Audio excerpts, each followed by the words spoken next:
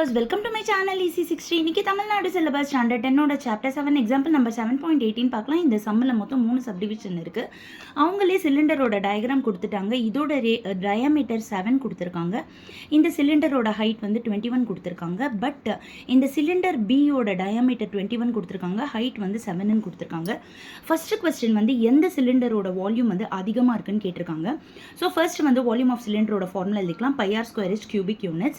இப்போ ஃபர்ஸ்ட் வந்து சிலிண்டர் ஏவோட வால்யூம் கண்டுபிடிச்சிக்கலாம். ஸோ 22/7 இன்டூ டயாமீட்டர் தான் 7, அதனால ரேடியஸ் வந்து 7/2 இன்டூ 7/2 இன்டூ ஹெச் வந்து அப்படியே டைரெக்டாக 21. 7 கேன்சல் பண்ணிடுறோம். 2 11s are 22 கேன்சல் பண்ணிடுறோம்.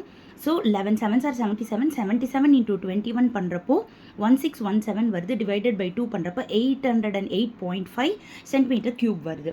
இப்போ சிலிண்டர் பியோட வால்யூம் கண்டுபிடிச்சிக்கலாம். ஸோ பை பதிலாக 22/7, ஆர் வந்துட்டு 21/2 இன்டூ 21/2 இன்டூ ஹெச் வந்து 7. 7 3s are 21 கேன்சல் பண்ணுறோம்.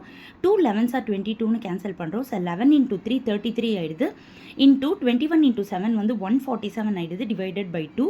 இப்போ இது ரெண்டும் மல்டிப்ளை பண்ணுறப்போ 4851/2 வருது. அப்படியே டைரெக்டாக நான் 2ஆலேயே டிவைட் பண்ணியிருக்கேன். So 2425.5 centimetre cube. ஸோ இதுதான் அதிகமாக இருக்குது. அதாவது volume of cylinder B is greater than volume of cylinder A. First subdivision முடிச்சிட்டோம். செகண்ட் சப்டிவிஷனில் அவங்க என்ன கேட்குறாங்கன்னா, கிரேட்டர் வால்யூம் இருக்கிற சிலிண்டருக்கு கிரேட்டர் டிஎஸ்ஏ இருக்கா அப்படின்னு சொல்லி கேட்குறாங்க. ஸோ டிஎஸ்ஏ ஆஃப் சிலிண்டரோட ஃபார்முலா எழுதிக்கலாம். 2πr into H plus R square units. First cylinder ஏவோட டிஎஸ்ஏ கண்டுபிடிச்சிடலாம். ஸோ 2 இன்டூ 22/7 இன்டூ ஆர் வந்து ஆல்ரெடி நம்மளுக்கு டயக்ராமில் கொடுத்த மாதிரி 7/2 இன்டூ ஹெச் வந்து 21 ப்ளஸ் ஆர் வந்துட்டு இங்கே நான் வந்து 7/2 டிவைட் பண்ணி 3.5ன்னு போட்டிருக்கேன். இப்போ இது ரெண்டுத்தையும் ஆட் பண்ணோன்னா 24.5 ஆகிடும். 2 கேன்சல் ஆகிடும். 7 கேன்சல் ஆகிடும். ஸோ 22 இன்டூ 24.5 இங்கே நான் எல்லாத்துக்குமே மல்டிப்ளிகேஷன் போட்டு காமிச்சிருக்கேன், பார்த்துக்கோங்க. ஸோ 539 சென்டிமீட்டர் ஸ்கொயர் வருது.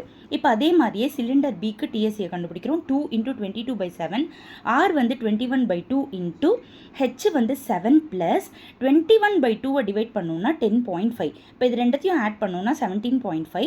7 3s are 21. 2 கேன்சல் ஆகிடுது. ஸோ 22 இன்டூ 3 வந்து 66 இன்டூ 17.5. இது ரெண்டும் மல்டிப்ளை பண்ணுறப்போ 1155.0 வருது. ஸோ 0.0 போயிட்டு 1155 வருது. அப்போது போன வாட்டி சிலிண்டர் பியோட வால்யூம் தான் கிரேட்டராக இருந்தது. இப்போது அதே சிலிண்டர் பியோட டிஎஸ்ஏ கிரேட்டராக இருக்குது. ஸோ நம்ம தான் அதை கன்க்ளூட் பண்ணிடுறோம். ஓகேவா?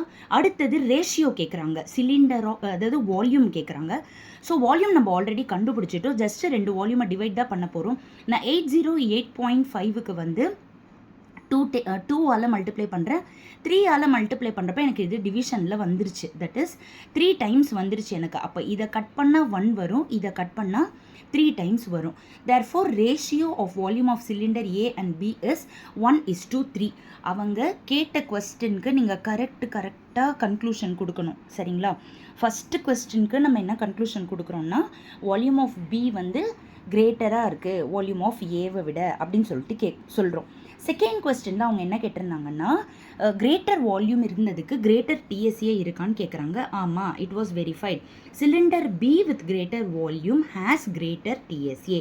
அதே போல் இது வந்து ஒன்றும் கிடையாது.